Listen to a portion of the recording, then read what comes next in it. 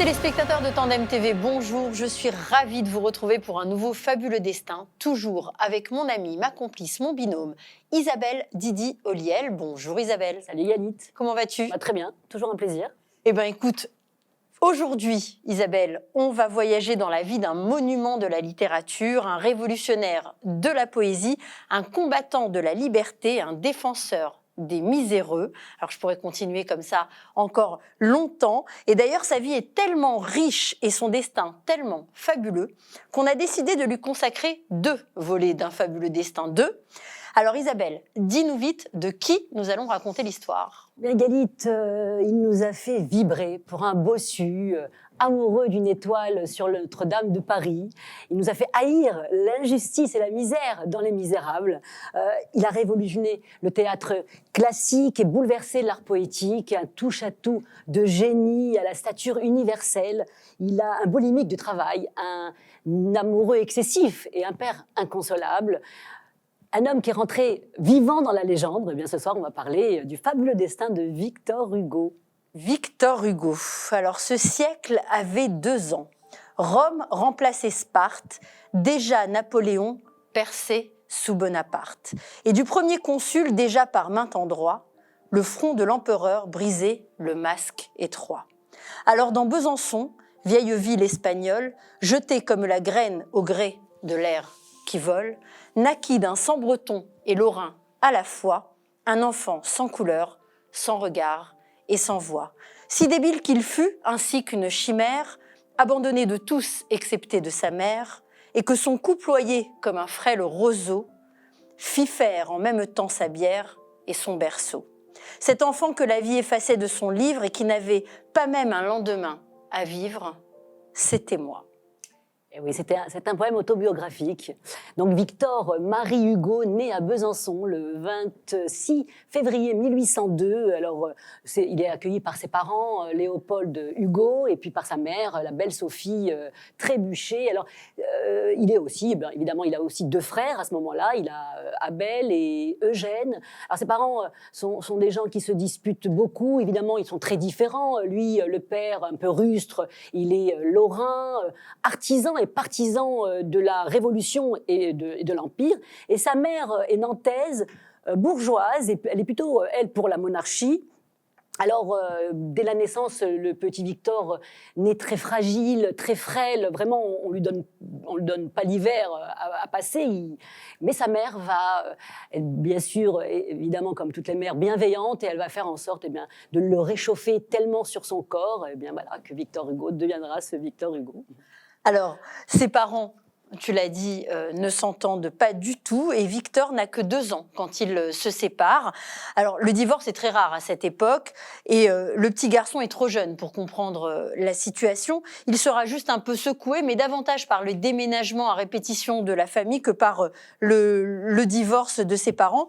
En fonction des affectations militaires de son père, Victor Hugo va passer son enfance entre Paris, Naples et l'Espagne. Alors, quand il apprend qu'ils vont définitivement poser leurs bagages à Paris, l'enfant est très heureux. Oui, il passe son enfance à Paris, donc au 8 rue des Feuillantines. Alors là-bas, il y a un jardin où il est très heureux, où il joue avec ses frères. Alors, Victor Hugo est un enfant turbulent, mais il devient assez doux quand il rencontre, quand il y a une amie d'enfance, enfin la fille d'amis de la famille, la jeune Adèle. Alors, avec elle, par contre, voilà, il devient doux, il lui offre des fleurs, il lui écrit ses premiers poèmes. Alors, les 3 frères grandissent, voilà, sous la surveillance de leur mère, mais ils forment un trio de garçons très vifs, très intelligents, très travailleurs. Mais bon, c'est sûrement Victor le plus doué.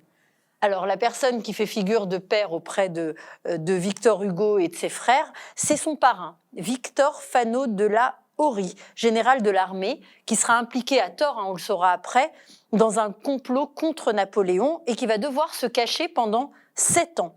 Et c'est à la rue des Feuillantines qu'il va trouver refuge. Il se cache au fond du jardin, dans la sacristie d'une chapelle vraiment en ruine. Et Victor Fano de la Horie partage les jeux des frères Hugo. Il se fait précepteur de la fratrie et il va même leur enseigner le latin. Alors, Victor le cadet est incontestablement son préféré. Il le fait lire énormément. Alors, Lahorie est un homme cultivé, et Victor Hugo se souviendra toujours de ce qu'il avait l'habitude de lui dire. Il lui disait « Souviens-toi, mon petit, dans la vie, ce qu'il y a de plus important, c'est la liberté. Bats-toi toute ta vie pour cette liberté. » Exactement. Et donc après l'arrestation et l'exécution de Lahorie, eh bien, Victor se console dans les livres. Sa mère, Sophie, lui donne une liberté dans la lecture. Il peut lire ce qu'il veut, ce qui est rare à l'époque. Et donc Sophie trouve que Victor a du génie. Elle est persuadée qu'il va devenir quelqu'un de fantastique. Alors, et lui aussi, d'ailleurs, il en est persuadé. Vraiment, il a 13 ans. Lorsqu'en septembre 1815, il entre en pension avec son frère. Alors, il commence à écrire en vers, et sa mère et son frère apprécient, vraiment l'encouragent, admirent ce qu'il écrit. D'ailleurs, à 14 ans, Victor Hugo écrira sur son journal « Je veux être Chateaubriand, sinon rien ». Et Chateaubriand est vraiment l'auteur préféré de sa mère. Alors bon, donc l'écrivain Victor a 15 ans et déjà à 15 ans on admirait ses capacités littéraires, et c'est aussi donc à cette période que les sentiments pour Adèle grandissent à ce moment-là. Alors oui, il est narcissique et ambitieux, ouais. Victor Hugo, le jeune Victor Hugo. Il souhaite très vite que son talent soit reconnu, et donc il répond à des concours de l'Académie française, dont un sur le thème « Le bonheur que procure l'étude dans toutes les situations de la vie ». Il va présenter sur ce thème un poème de 320 vers. 320 vers, il n'a que 15 ans et il obtient une mention, et c'est tellement remarquable, c'est tellement bien qu'il est cité par le secrétaire de l'Académie et qu'on parle de lui dans le journal. Ah oui, complètement. Alors là, il participe aussi à des concours organisés par l'Académie des Jeux Floraux de Toulouse. Il va y remporter plusieurs prix. Alors, l'un d'eux, sur le rétablissement de la statue d'Henri IV, va remporter le prix du Lys d'Or. Bon, à l'époque, c'était vraiment un prix... voilà. D'ailleurs, Gali, je vais te proposer un petit extrait de ce qu'il avait écrit du texte quand il était adolescent.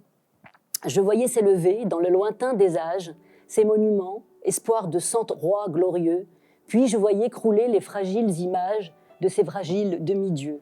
Alexandre, un pêcheur des rives du Pirée, foule ta statue ignorée sur le pavé du Parthénon. Et les premiers rayons de la naissante aurore en vain dans le désert interrogent encore les muets débris de même nom. Ont-ils donc prétendu dans leur esprit superbe qu'un bronze inanimé dut les rendre immortels ?» Donc ça, c'était le Lys d'Or qu'il a obtenu sur ce texte qui est bien plus long, mais oui. Voilà, dont on a pris ici, on a choisi un petit extrait.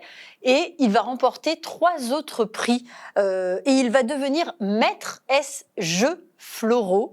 Donc en 1820, un titre qui sera remporté, vraiment c'est l'ironie du sort, l'année suivante, par Chateaubriand, son idole incontestée et incontestable. Et puis, encouragé par ses succès, Victor Hugo va décider donc d'embrasser, d'adopter et vraiment de se lancer dans une carrière littéraire.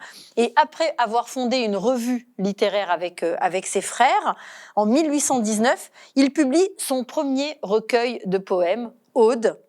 Et alors ça, c'est en 1821, il n'a que 19 ans, et c'est cette même année également qu'il va malheureusement perdre vraiment sa mère adorée qui va mourir. Oui. Et cette perte va beaucoup affecter le jeune homme. Oui, il adorait sa mère, mais évidemment, écoute, la vie continue. Et le jeune prodige est alors remarqué par Louis XVIII, qui va lui octroyer une pension annuelle de 1000 francs et qui va permettre à Hugo de vivre de sa passion et puis d'épouser Adèle, enfin, le 12 octobre 1822, à l'église Saint-Sulpice, à Paris. Et puis, alors, dans leur mariage, naîtront 5 enfants. Alors, il y a Léopold en 1823, mais qui va mourir quelques mois après sa naissance. Et puis, il va être suivi en 1824 de Léopoldine. En 1826, parce qu'il a eu un enfant tous les 2 ans, il y a eu Charles. Et puis, en 1828, François-Victor. Et la petite dernière, Adèle, en 1830. Alors en même temps que la naissance de cette fratrie, c'est la naissance aussi d'un nouveau mouvement littéraire, le romantisme, symbole de cette jeunesse montante. Alors les romantiques de l'époque, c'est rien moins que Gérard de Nerval, Alexandre Dumas, Hector Berlioz, Alfred de Musset ou encore Théophile Gautier. Et tous ces jeunes font partie d'un club un peu fantasque, un peu fou. Ils s'habillent un peu n'importe comment avec des grands manteaux, des chapeaux à l'espagnol. Mais pas Hugo. Lui, pas du tout. Il reste très convenable, très classique et s'impose très rapidement et très naturellement comme le chef de ce mouvement romantique. Exactement. Et puis les romantiques, elles remettent en question toute la littérature du passé, dépoussiérer tout ça devient l'objectif de ces jeunes punks, on va dire, du 19e siècle. Alors Victor Hugo se lance dans l'écriture d'une pièce de théâtre, Hernani. Alors c'est un drame romantique qui bouscule tous les codes du théâtre classique et qui va provoquer d'ailleurs un scandale dans la société parisienne. Mais qu'importe, Hernani est un triomphe et un succès lucratif pour Hugo, évidemment, et la pièce est jouée 45 fois dans une salle agitée, mais elle est comble à chaque fois. Oui, oui. Alors Hernani, c'est un drame romantique en 5 actes, et je te propose, Isabelle, ici aussi d'en lire un très court et un magnifique extrait de l'acte 2. Il s'agit donc d'une déclaration du personnage Hernani à l'héroïne dont tous les hommes sont amoureux, Donia Sol.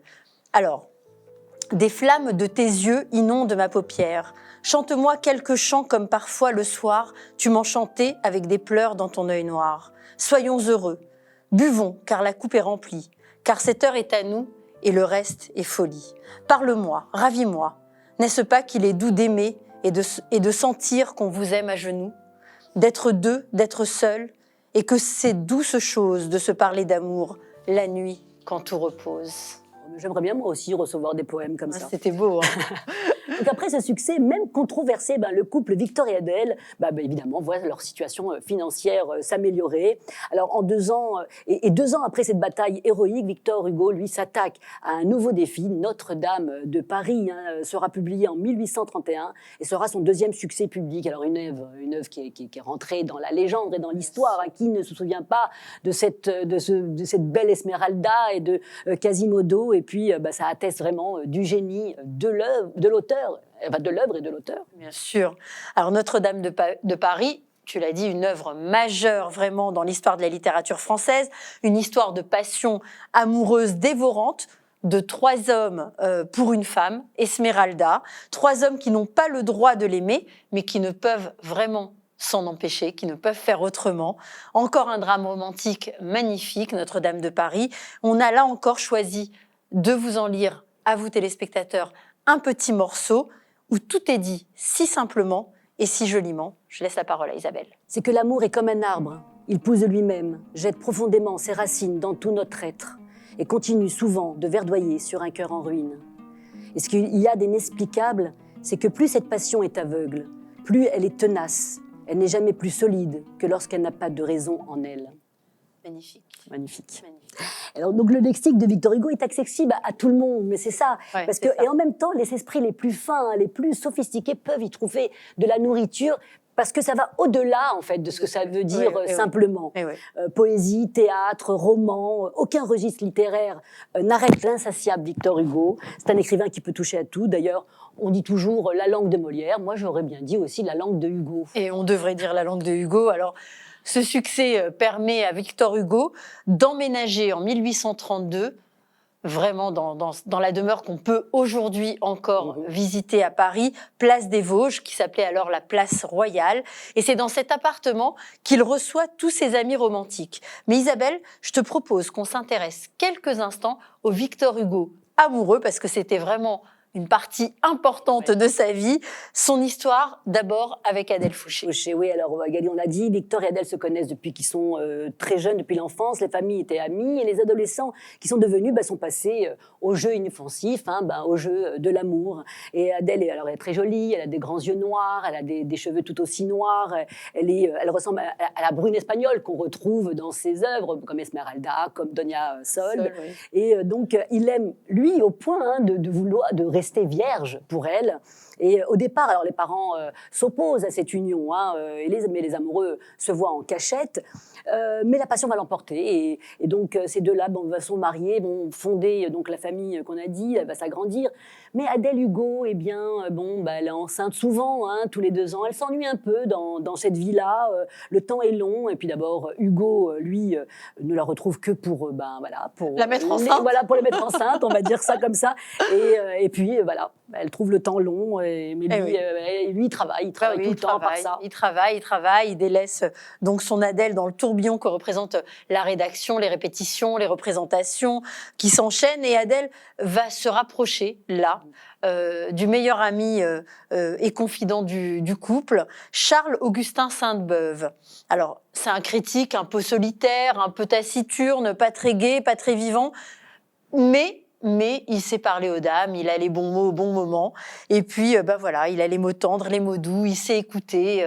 Adèle, voilà, contrairement à Victor Hugo qui n'a juste pas le temps. C'est ça, elle en avait besoin. Donc Victor Hugo, lui, voilà, on a dit, est un bourreau de travail, trop occupé à ses conquêtes littéraires. Il ne voit pas du tout de suite la trahison qui se joue sous ses yeux. Alors, quand il ouvre les yeux, évidemment, c'est le désespoir, parce que là, il perd un ami et la femme de sa vie. Alors, Adèle lui annonce que tout est fini. Alors oui, ils continueront certainement de dormir ensemble, mais rien d'autre. Alors pour lui, c'est une catastrophe. Et elle lui dit, écoute, il lui dit, c'est impossible. Elle lui dit, débrouille-toi. Pour se débrouiller, il lui faut trouver une autre femme. Et oui, et voilà. Et donc la liaison entre Adèle et Sainte-Beuve dure jusqu'en 1837. D'ailleurs, juste parce que le monsieur, un peu quand même gonflé, part vivre en Suisse, à Lausanne, quitte Paris. Et c'est au théâtre de la Porte Saint-Martin, lors de la répétition de sa nouvelle pièce Lucrèce Borgia, que Victor Hugo va rencontrer la nouvelle femme de sa vie, Juliette Drouet. Oui. Alors Juliette Drouet est une jeune comédienne sans grand talent, mais elle est entretenue souvent par des amants très fortunés. Alors elle est très brune elle aussi, comme Adèle. Elle a des grands yeux noirs. C'est une femme petite, très fine, et elle a une bourrée vraiment. Elle a une beauté, je veux dire, très romantique comme ça. Et leur histoire commence en 1833. Victor Hugo va être très ému par cette relation parce que charnellement, ça se passait pas comme ça avec Adèle. Ouais. Et il a 30 ans, c'est aussi, il est dans la fleur de l'âge. Voilà. Elle en a 26 quand ils se connaissent. Et Juliette et Victor signeront un pacte un peu étrange. Il s'engage à payer ses dettes et à l'entretenir. Et en échange, elle abandonne le théâtre et elle va se consacrer toute sa vie à Victor Hugo. Elle promet de ne vivre que pour lui, recluse et solitaire. Alors, ces sorties, elle ne les fera qu'accompagnée de Victor Hugo. Mais dans ce dévouement-là, Juliette Drouet va réussir à s'inventer avec la littérature aussi, avec l'écriture. Elle va faire une sorte de elle va trouver une transcendance littéraire. Ils vont entretenir une correspondance qui va durer tout le temps de leur relation, c'est-à-dire toute leur vie, puisque leur relation va durer 50 ans. Et pendant 50 ans, Juliette va lui écrire quotidiennement et il lui répondra tout autant, Victor Hugo. Il conservera d'ailleurs toutes ses lettres et d'ailleurs il lui écrit un jour « Tes lettres, ma Juliette, c'est mon trésor, mon écrin, ma richesse. Notre vie est là, déposée jour par jour, pensée par pensée. Tout ce que tu as rêvé est là, tout ce que tu as souffert est là. Ce sont autant de petits miroirs charmants dont chacun reflète un côté de ta belle âme. Le jour où ton regard a rencontré mon regard pour la première fois, un rayon est allé de ton cœur au mien, comme l'aurore à une ruine. » Je pense que j'aurais pu tomber amoureuse de Victor Hugo. Mais voilà, c'est avec Juliette que l'écrivain, le poète, va se découvrir amateur de femmes, boulimique même des plaisirs de la chair. C'est aussi avec elle que va s'accomplir sa soif d'éternité. Leur relation est passionnelle, charnelle, sentimentale, amicale, avec des orages, des tricheries, des réconciliations. Vraiment, il se montre jaloux même de son passé. Il va être jaloux des liaisons qu'elle a pu avoir même avant de le rencontrer, puisque la jeune femme a eu bien sûr de nombreuses histoires, elle est même maman d'une petite fille, et Juliette donc devient sa maîtresse attitrée, et ils vont afficher leur liaison. Vraiment, la liaison va être notoire, même de sa femme Adèle et de ses enfants. Oui. Donc la vie de Juliette se résume à l'attente. Elle regrette de ne pas l'avoir à ses côtés tout le temps. Elle sait que Victor a une vie de famille et que c'est très important pour lui de s'occuper de ses enfants. Alors la vie de Juliette va donc être consacrée en grande partie à l'écriture. Elle lui écrit constamment, lui racontant ses journées, comme dans un journal intime. Ouais. Alors, c'est mignon parce qu'ils ont des surnoms. Lui, il l'appelle ma Juju, elle, c'est son Totor. Et donc, elle lui dit, lui, c'est un doux ange bien aimé, et pour elle, il est un cher adoré affreusement aimé. Le rêve de Juliette est d'avoir son Totor 24 heures sur 24, mais elle se résigne à être la femme de l'ombre. Et il écrira pour elle de nombreux poèmes. Tous deux passent ensemble chaque anniversaire de leur première nuit et leur nuit d'amour, et ils remplissent à cette occasion, année après année, un cahier commun qu'ils vont nommer tendrement le livre de l'anniversaire. Et oui. Et malgré tout ça, tous les soirs, Victor Hugo écrit tout de même une lettre à Adèle, sa femme, avant de retrouver Juliette. C'est un homme très organisé, le Victor Hugo. Alors, si Adèle est bien sûr est au courant, comme on l'a dit, de cette double vie de Victor Hugo, c'est pas pour autant qu'elle l'accepte. Ouais, mais bon, c'est elle qui a commencé. Et donc Victor Hugo, lui, il aura de nombreuses maîtresses. Il trompera Adèle et Juliette. Et Juliette, parce que souvent, et entre 1844 et 1851, il va vivre une passion amoureuse avec une jeune blonde, cette fois, pas une brune, de 20 ans plus jeune que la femme d'un jeune peintre, et puis elle va rentrer dans sa vie dans un moment tragique sur lequel on reviendra. On reviendra sûrement, oui. Alors Léonie voudrait que Victor Hugo quitte Juliette. Elle est très éprise, elle aussi. Il refuse, bien sûr. Elle se venge. Et pour se venger, elle envoie à Juliette toutes les lettres que Victor Hugo lui a écrites. Alors, Juliette est dévastée, vraiment. Elle s'enfuit, Victor part à sa recherche, c'est un drame. Il la ramène, il lui annonce qu'il ne renoncera pas à elle. Juliette va bien sûr lui pardonner. Elle est dans une sorte d'abnégation, mais vraiment totale.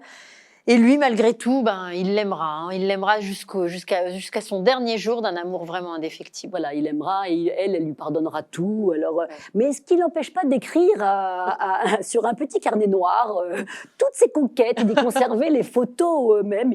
Il coche quand c'est consommé. Quand il a consommé, il coche. Et ce qui est, la dernière croix qu'il mettra dans ce petit carnet, il aura 83 ans. C'est un véritable Don Juan. Ah oui, un Don Juan génial. Un Don Juan génial, et puis aussi père de famille, un véritable père très affectueux, très possessif même. Il est très présent auprès de ses 4 enfants. Il y a donc Léopoldine, qu'il surnomme Didine. Alors Charles, c'est Charlot. François-Victor, c'est Toto. Et Adèle, c'est Dédèle. Et d'ailleurs, Hugo écrit plusieurs poèmes sur ses enfants. Oui. Alors, il écrivait tout le temps. C'est-à-dire qu'il écrivait même si on avait le bruit autour de lui, les enfants qui jouaient, ça ne le dérangeait pas du tout. Il continuait d'écrire et donc il partage leurs jeux. Et il se révèle un très bon père, Victor Hugo. Mais Léopoldine reste sa fille chérie. Il a pour elle une sensibilité parce que c'est une fille sensible.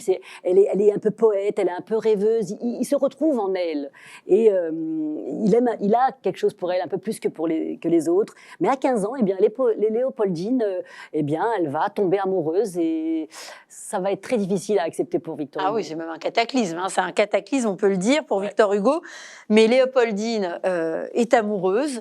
Et elle va même épouser, donc malgré tout, l'élu de son cœur. Et Victor Hugo, déchiré par la perspective de marier sa fille préférée, possessif à l'extrême, sera frappé, de manière très, très marrante, j'ai envie de dire, sera frappé de paralysie de la main qui va l'empêcher de signer le contrat de mariage. Et oui, en plus, on retrouve cette scène dans Les Misérables, quand Jean Valjean doit signer le contrat de mariage de Cosette, il prétexte ou il dit qu'il a une main blessée. Oui. Donc, on retrouve ça dans son œuvre. Un peu autobiographique. Ouais. Alors, il fera tout pour retarder ce mariage dont il ne veut pas. C'est pas parce que c'est Charles, c'est juste qu'il ne veut pas que sa fille se marie. Mais finalement, elle aura patienté quand même 5 ans. elle avait que 15 ans en même Oui, temps. Hein. voilà. Donc, Léopoldine va épouser donc son chéri en 1843. Un mariage malheureusement de très courte durée, puisque quelques mois à peine plus tard, elle et son mari, Charles, partent en excursion sur la Seine. Et pour une raison qui n'est pas claire, leur embarcation, une barque sur laquelle ils naviguent, va se retourner. Léopoldine ne sait pas nager. Son mari va essayer de la sauver et finalement, ils vont se noyer tous les deux. Elle n'avait que 19 ans. Ce qui est impressionnant, c'est que l'histoire raconte que lui, il aurait pu se sauver. Oui. Mais il n'a pas voulu la laisser, donc il est mort avec elle. C'est bouleversant. Romantique. C'est romantique, Oui. exactement, comme l'époque. Voilà. Victor Hugo, lui, alors là, il n'apprendra la nouvelle que plus tard. Hein. Terrible. Terrible, il apprendra ce drame une semaine après de la mort prématurée de sa fille chérie. D'autant qu'en plus, c'est en lisant le journal, quand il est en excursion avec Juliette Drouet, qui va apprendre ça, il sera rongé par le remords, pour le reste de sa vie, par cette culpabilité. Alors, ce père brisé mettra plusieurs années avant de se recueillir sur la tombe de sa fille. La perte de Léopoldine est d'ailleurs à l'origine d'un de ses plus beaux recueils, les Contemplations. Alors, les Contemplations. Le plus célèbre, oui. Le plus célèbre, j'allais le dire. Demain dès l'aube. Demain dès l'aube, et je te. Voilà. C'était pas possible de pas lire ce magnifique poème. Surtout qu'on l'a appris tout ça, mais moi, personnellement, j'ai mieux compris vraiment le sens. Bien sûr. Demain, dès l'aube, à l'heure où blanchit la campagne, je partirai. Vois-tu, je sais que tu m'attends. J'irai par la forêt, j'irai par la montagne. Je ne puis demeurer loin de toi plus longtemps. Je marcherai, les yeux fixés sur mes pensées, sans rien voir au dehors, sans entendre aucun bruit. Seul, inconnu, le dos courbé, les mains croisées, triste. Et le jour, pour moi, sera comme la nuit. Je ne regarderai ni l'or du soir qui tombe, ni les voiles au loin descendant vers Harfleur. Et quand j'arriverai, je mettrai sur ta tombe un bouquet de houverts et de bruyères en fleurs. Voilà. J'ai le frisson. Bah oui. Les Contemplations, c'est un recueil de poèmes que je recommande vraiment à tout le monde de découvrir, de redécouvrir. On découvre toujours un nouveau poème dont on était passé à côté de la signification. C'est toujours très émouvant, c'est toujours très beau, c'est toujours très romantique, c'est magnifique. Ça a été publié en 1856. C'est un recueil composé de 158 poèmes qui sont rassemblés en 6 livres, 6 tomes. Alors c'est un recueil du souvenir, de l'amour, de la joie, mais aussi de la mort, du deuil, on le disait, et du souvenir. Et c'est bien sûr aussi un hommage donc à cette Léopoldine disparue bien trop tôt. Voilà Isabelle, on arrive à la fin de ce premier volet consacré à la première partie du fabuleux destin de ce fabuleux personnage, Victor Hugo. Je te donne rendez-vous donc la prochaine fois pour le prochain fabuleux destin, dans quelques semaines pour la suite. Alors là, on va explorer la vie politique, la deuxième partie de la vie vraiment de Victor Hugo, le très long exil à Jersey et puis à Guernesey, et puis le retour triomphant à Paris de cet homme hors du commun. Et puis sans oublier, bien sûr, la suite de son aventure amoureuse, de sa vie amoureuse tumultueuse, avec Adèle, Juliette, Léonie, avec laquelle on reviendra, et d'autres aussi, également, puisque ça a été un grand amoureux et de la vie et des femmes. Voilà, merci Isabelle. Merci à toi, c'était un plaisir. Merci à vous de nous suivre toujours plus nombreux sur Tandem TV. On vous donne rendez-vous donc dans quelques semaines pour la suite de ce fabuleux destin, de ce fabuleux Victor Hugo. À très vite. Au revoir. Au revoir.